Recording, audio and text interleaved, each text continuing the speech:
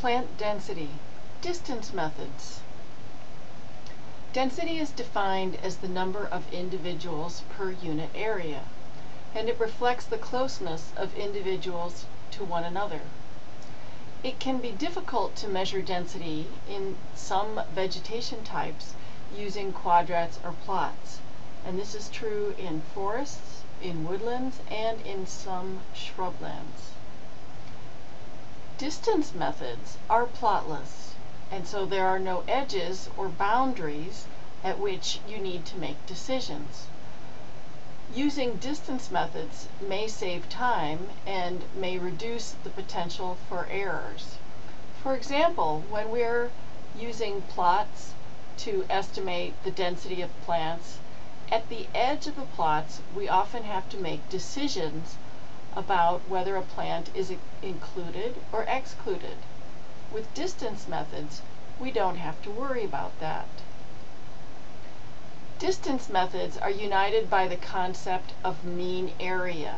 In this case, we measure the distance between plants and then convert that distance to the average area occupied by the plants, or the mean area. We then convert mean area to density. The property that unites density and mean area is that their units are reciprocal of each other. The units for density are the number of plants per area, and that's reciprocal of the average area per plant. The best uses for these distance methods are when we're focusing on single species. They may be closely spaced and in large areas that can often be confusing. Potential problems associated with distance methods are that most assume a random distribution of plants, yet plants often are not distributed randomly throughout a landscape. The most common distance methods will be reviewed are nearest individual, nearest neighbor, random pairs, point-centered quarter method, and wandering quarter. The principle that unites distance methods is the use of transects being placed through an environment or through vegetation. These transects usually have a number of sampling points. In this example, we're going to be looking at transects that only have 2 sampling points. In the first case we'll look at is the nearest individual method. In this case, from your sampling point, you measure the distance to the nearest plant, and that distance is what you record. Then from the next sampling point, you measure identify the nearest plant and measure the distance from that sampling point on the transect to the plant. You should notice that we're not actually measuring the distance between plants, but the distance of the transect to the plants, and so that makes it somewhat artificial, but it is important to be aware of this method. In the next method, the nearest neighbor method, we start the same way. From a sampling point, you identify the nearest plant, and that becomes your focal plant, and then measure the distance to the nearest plant to the focal plant. Again, at the next point, you identify the nearest plant to that point, identify the nearest plant to the focal plant, and measure that distance. Random pairs is a variation on this. Again, we identify the nearest plant to our sample point. That becomes this focal plant. But in this case, we're going to draw a perpendicular line from the sample point to that focal plant. And then we identify the plant that is closest to the focal plant behind that perpendicular line. Again, at the next point, we identify the focal plant.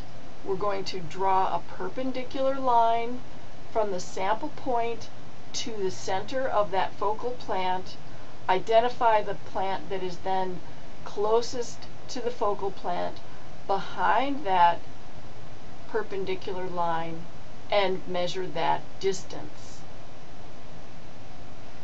Point-centered quarter method is another commonly used approach. In this case, we draw an imaginary perpendicular line through the sample point that's perpendicular to the transect, and that identifies for us then different quadrants in this scenario.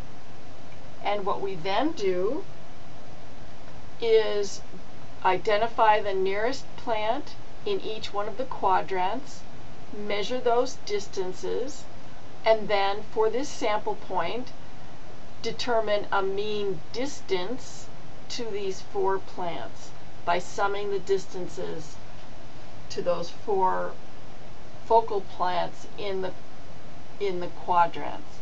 Again, at the next sample point, we would draw the perpendicular and measure the distances to the nearest plant in each of the quadrants. Now, how do we calculate the mean area and density from these measurements? Let's take a look at nearest neighbor.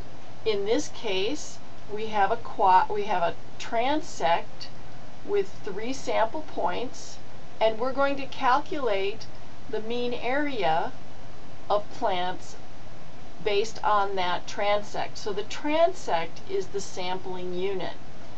The conversion equation for nearest neighbor is given in red here. The mean area is equal to the quantity of 1.67 times the average distance for the transect, and that quantity is squared. So remember, our measurements are in length, and so the 3 measurements that we've taken here are 1.2 meters, 1.0 meters, and 2.0 meters. We're going to take an average, which is 1.4 meters, and then plug that into the equation.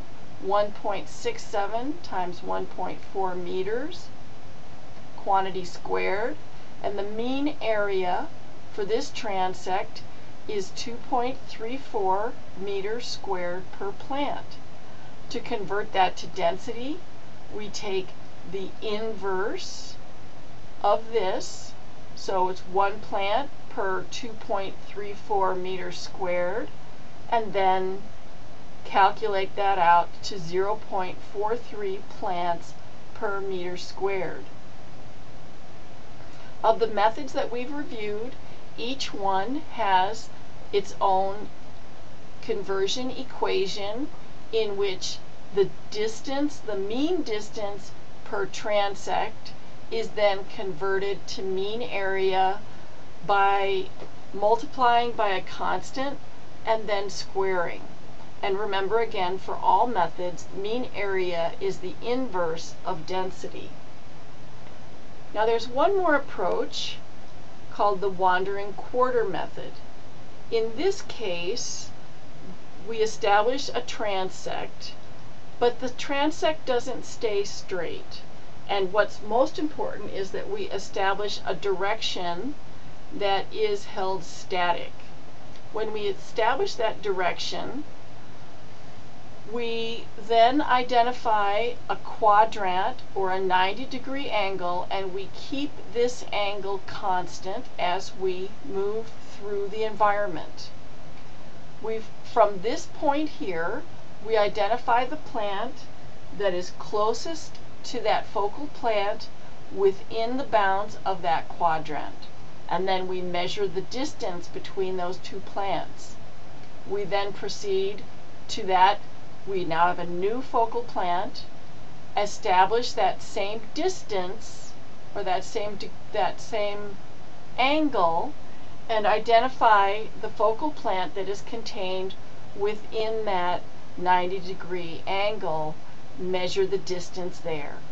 We establish the angle again.